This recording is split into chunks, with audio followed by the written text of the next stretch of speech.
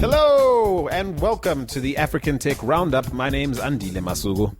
And I'm still Defo Mohapi. And if you're a regular on the show, you'll know that we usually round up the week's most important tech, digital, and innovation news from across the African continent. However, this is week 3 of our 4-week annual break here at the African Tech Roundup. So while we started from the bottom, we're still not here. You shouldn't laugh at your own jokes. Redo that. I'm not redoing that. I'm not.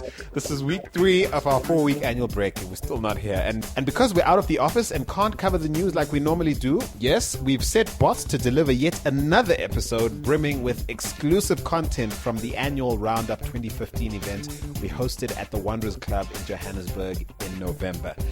The event was powered by the good people at Oprah Africa, who are totally about helping us all do more. With over a quarter of their 350 million or so users globally being in Africa, Oprah is committed to making sure the continent is not left behind as the next billion people are brought online.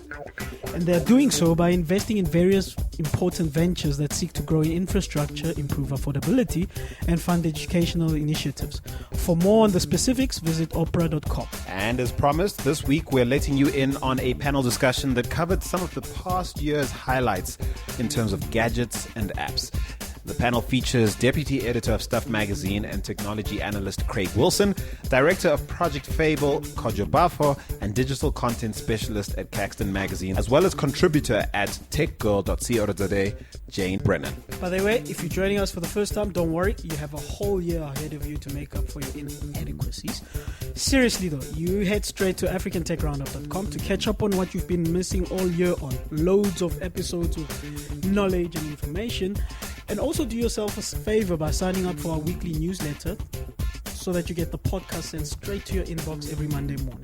Yes, indeed. We're only a few days away, technically, from the new year. So that's a great way to start it, by digging into that archive. And look for fun behind-the-scenes stuff and daily news bites and candid commentary that we'll be sharing throughout the festive break as well into the year. Follow us on Twitter and Instagram. Our handle on both platforms is at African Roundup. And of course, we're on Facebook. Check us out at facebook.com/African Tech Roundup. With all that said, it's time to roll the tape and enjoy the gadgets and apps discussion. Welcome, everybody. Thanks. Welcome, everybody. So, a quick fire, real quick questions. Don't think too hard. I'm going to ask each of you to answer the exact same question. Again, don't think too hard. Kojo, I'm looking at you. All right. You're a thinker. I know you. It's not possible to think too hard. Is it not possible to think too hard? Are we on? Oh, yeah. Yeah. What did you say? It is not possible to think too hard. That is something Kojo would say. All right. Anyway. All right. So, let's go. Apple or Android? Android. Android. Both. Okay. Favorite wearable? Fitbit. Fitbit, yeah. A watch. Okay. Favorite app at the moment? Blinkist. Telegram. Slack. Well, I'm on you with that one. Virtual reality or smartwatch, if you had to choose between one or the other? Virtual reality. VR. Same. Podcast or radio? Podcast. Podcast. Wow. You're still into radio seriously now, Kojo? Well, Beats One is online, but it's radio. Fair enough. That's pretty dope. And podcast is structured as radio shows sometimes. All right. Well, I'm going to start with you, Craig. Sure. I'm going to ask you a question that's specific to something you just posted online, on stuff online. And you just reviewed the new iPad Pro.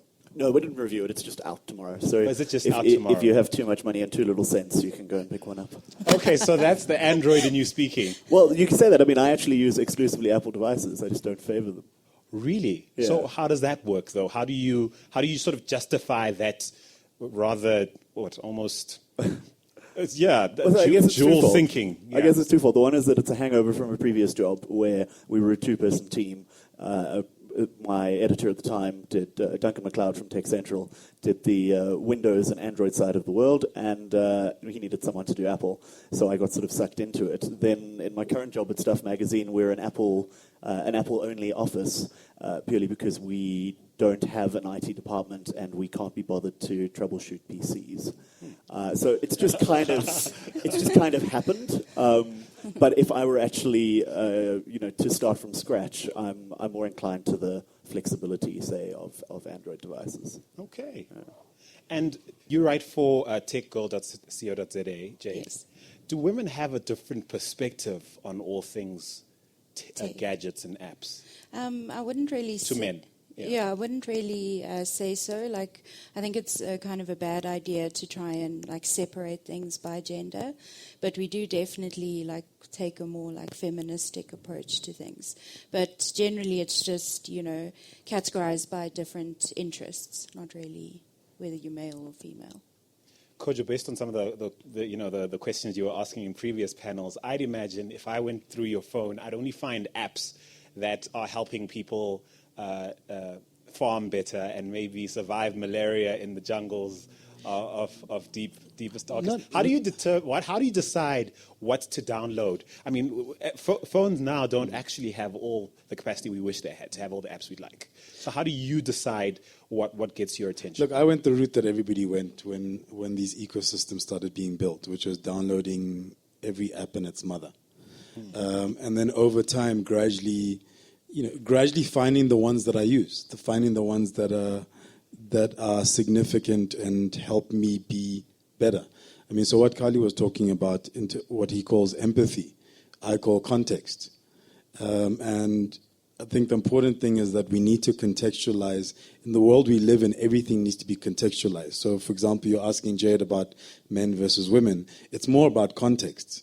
And it's more about context as us as individuals, whether it's culturally, whether it's what country we come from, the continent, etc. But in essence, at its core, it's a context in terms of how I live my life. So I have productivity apps, and that's why I like Slack. Because Huge fan. We use that all the time. Because my business partner and I, we would have conversations over multiple IM platforms. And then we're trying to remember what we talked about last week. And you go through BBM, WhatsApp, SMS, etc., trying to figure out where that conversation was.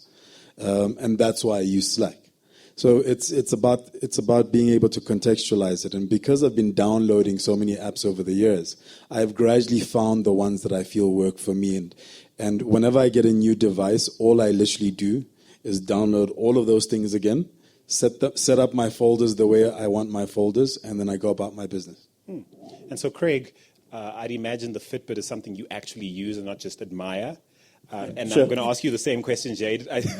So is it just a cool thing? We are in wearable... There is actually one here. Oh, are you actually wearing one right now? Yes, yeah. Okay, so you are walking the talk. Yeah. Well, and unfortunately, of course, often I look like a complete idiot because I'll wear something else on the other wrist. Oh, I see. To test it. Oh, So at I one see. point I was wearing 2 smartwatches. I see. It just looked ludicrous. You just wanted to wear long sleeves all the time. So would that make you an early adopter, or are you sort of impressed with what I'd consider wearables 1.0 at this stage? So that's an interesting one. Actually, despite being a techie, I'm absolutely not an early adopter. I'm very distrustful of first-generation tech. For example, we recently wore an Apple Watch for just shy of a month. And I was really worried when I first got it that I was going to, at the end of the time when it went back, I was going to feel compelled to buy one. I must have this. And I had the complete reverse experience. I was asked, would you like another week or two with it? I said, no, come and fetch it. I don't miss it at all. I'm not a huge fan of first-gen tech because I think it's always about, a lot of the time it's about getting to market first or just getting involved, particularly if you're someone like Samsung who likes to throw a dozen products out there and see what sticks. I feel a little bit like you're setting yourself up to be toyed with or let down. If you look at things like the first-generation iPad, it was less than a year afterwards the iPad 2 came out, fixed all of the emissions like GPS and a camera and this sort of thing. And you were stuck with the first one, I bet. Well, and the people who had I wasn't, no, certainly not, but a lot of people I know had this, really bad taste in their mouth, that they'd been burnt by picking something up too soon. I like to wait for them to work out the kinks before I commit to these sorts of things. And I guess it's why I like the Fitbit, to come back to that, is that it's this is the sort of fourth iteration of it, and I just feel like it does what it says on the box, whereas for a lot of wearables in particular and smartwatches, I feel like they're still devices looking for a purpose. And Jade, I'd consider the Apple Watch easily the most anticipated wearable of the year. Is that fair to say? About the year so far. To be fair, I mean, I'm not a fan or anything like that, but certainly the hype that accompanied it, the launch that came out, the fanboys and girls that came out. What do you make of the state of wearables and using sort of the Apple Watch as a context or a starting point? I think they're still fairly new and people need to get used to them. Specifically for a watch, I think, when we first got cell phones, you didn't really need a watch anymore because the time was always on your phone. So I think it's kind of shifting behavior again. Now there's this new thing. And obviously it doesn't just tell the time, it can tell you everything. And it's part of what you do. And how willing are you to be shifted as a consumer? Yeah, I think, test it out, but you would have to change your habits in that. Because I sort of said I think it's the biggest sort of tech device to come out this year, and I said the biggest, relatively speaking. All of you gave me blank stares. What do you think, Kojo? I have a weird relationship with wearables. I wear the Fitbit, and I am a fan, and I've used one for, something on 2 years now. I also still wear watches, and I like watches, and I have different watches. My whole thing with wearables, and I tried out the Sony smartwatch, the Samsung smartwatch, I haven't tried the Apple one, is I'm at the stage where I worry about how much my devices impose on my life. And so I've structured my life such that I don't get push notifications on most of my things. So I can consciously and actively kind of go in, whether it's my email, Twitter, etc., etc. My problem with the smartwatch is that what it then does is that it pushes that back on me, and it, it becomes all consuming. And I think we're getting to the stage, and you are seeing that kind of trend globally, where we're getting to the stage where it's, we've been through the totally submerged in Twitter, tweeting every 2 seconds, and people are now starting to become clear and discerning about their time and how they use their time and how technology imposes on your time. And I think that's a shift that we're going through because it's so ubiquitous. Now we're getting to the stage where we can go, actually, do you know what? I don't want it consuming all of my life. Therefore, I'm going to do X, Y, Z. And that's my issue with wearables. Yeah. And so, Craig, what do you make of people who say who are just fed up with the hype around gadgets and apps?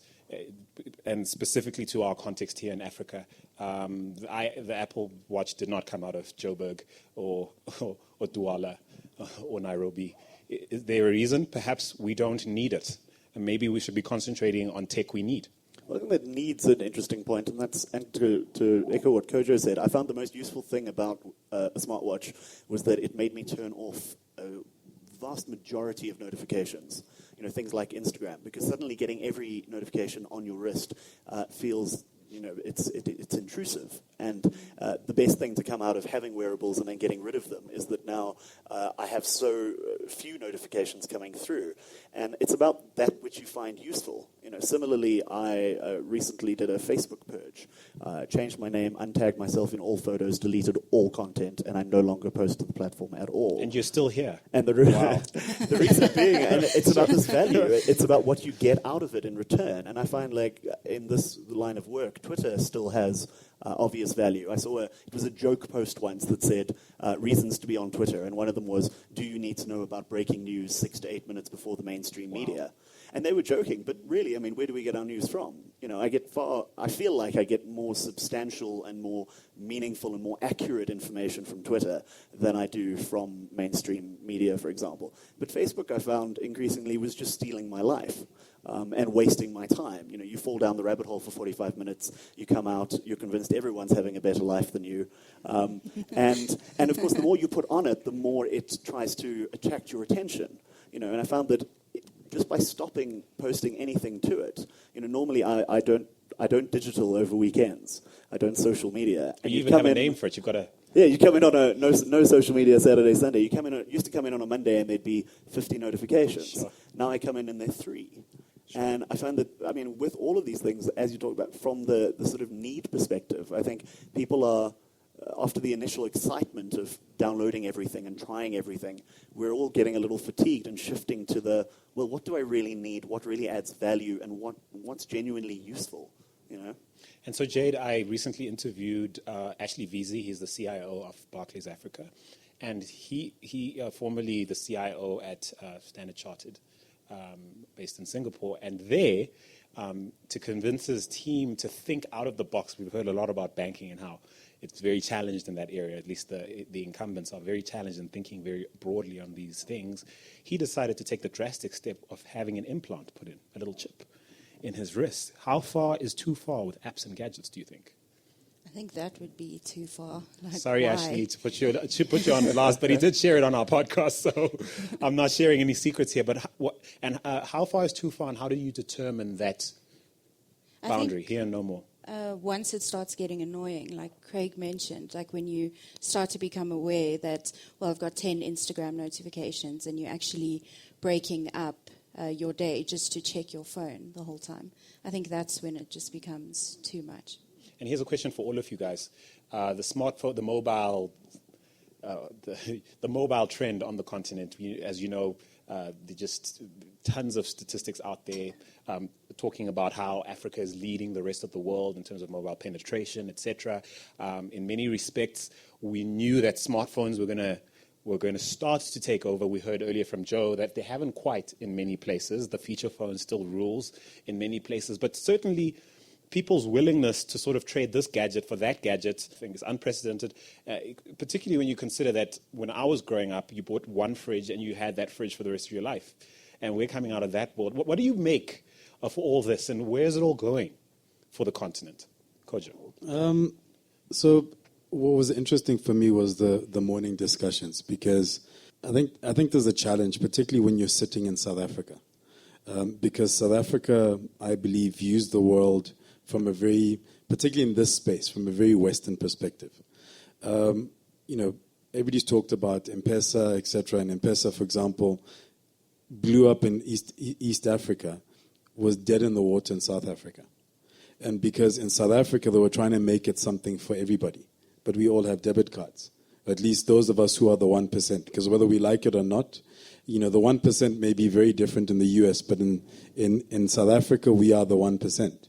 And by we, you mean people like us, people in this room, people listening to this podcast, probably, actually. And one of my biggest challenges is whenever a lot of the things that are created out of particularly South Africa, and I used to judge the MTN Business App at the Year Awards, and everybody used to talk about we were looking to make world-class apps. And the one year I went, how about we make South Africa-class apps that actually deal with and address the real problems that the majority of South Africans have? Because it's very easy for us to get caught up in our little spaces and create things that we feel are going to compete in Europe or the US. And, the 5,000 of us who can actually get that app will go and get that app.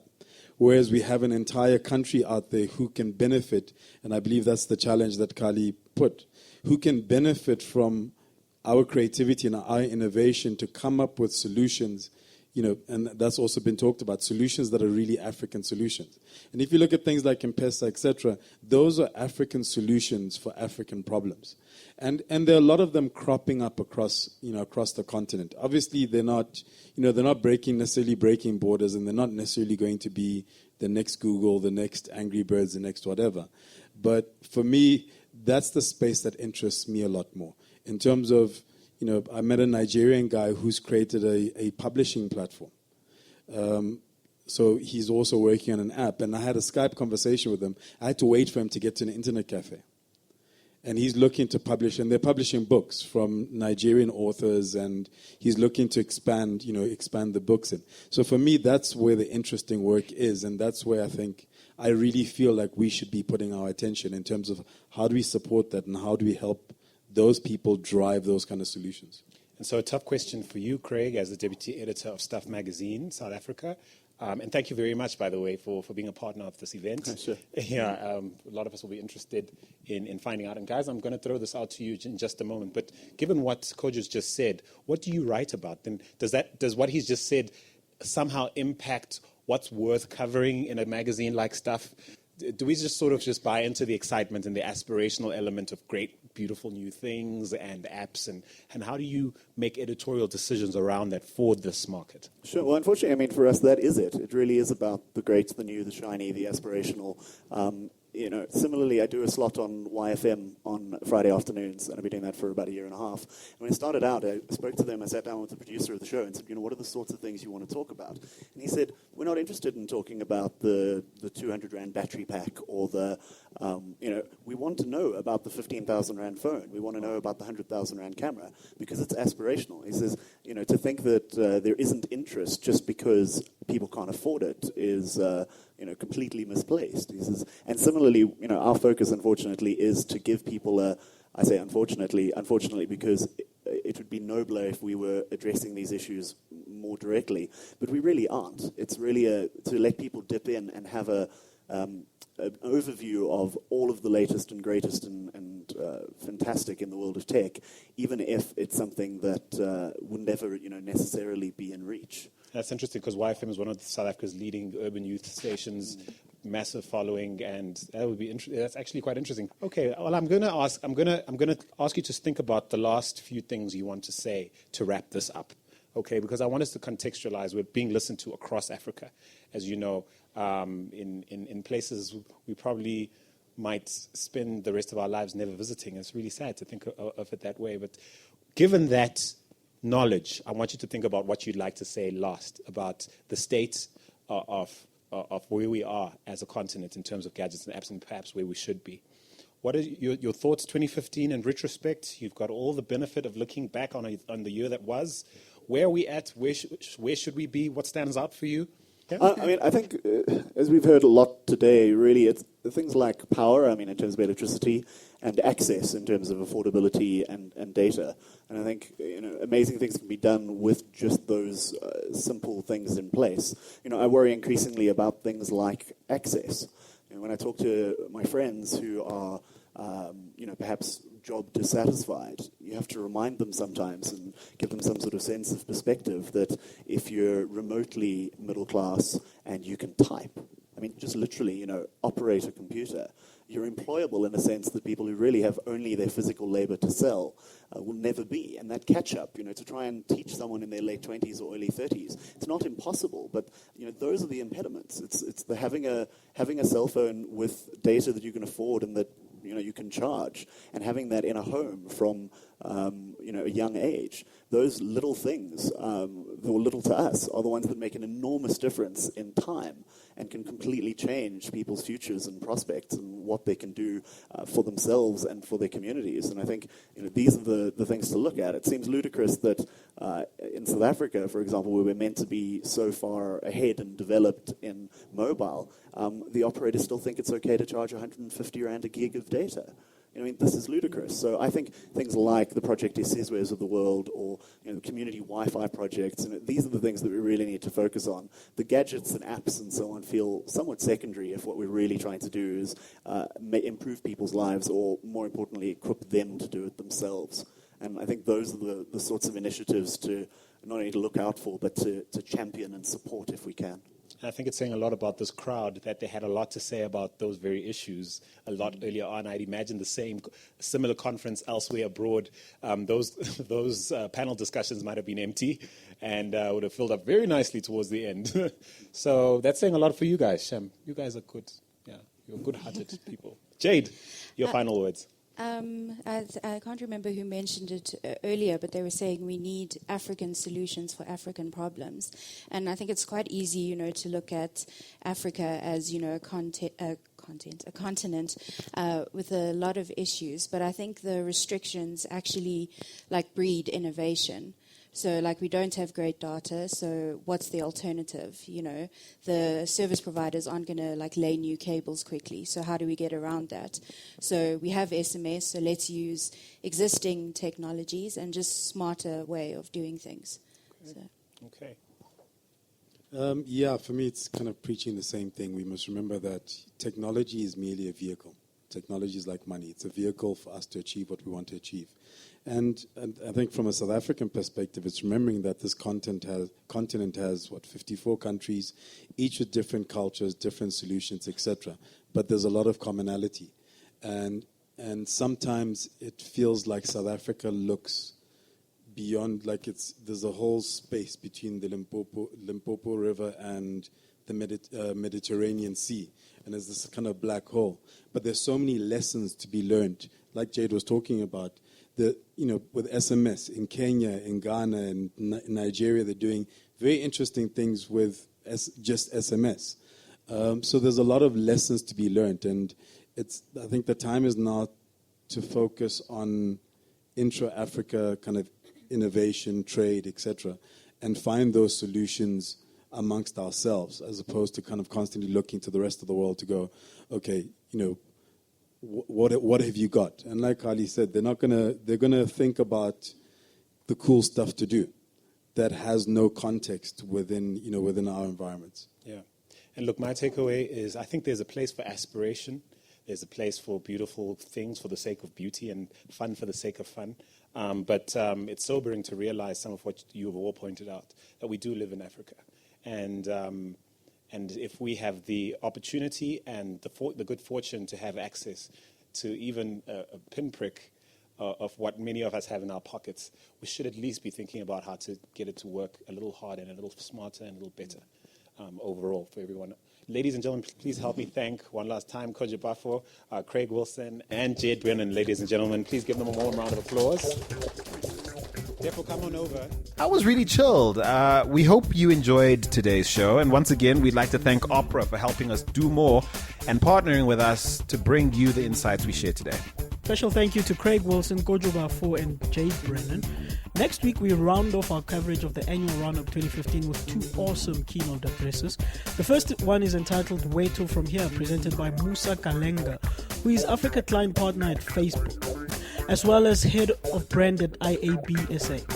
And the second is a talk entitled Digital African, Your Ideas Matter, by founder and CEO of CSAIDU, Kali Ilunga.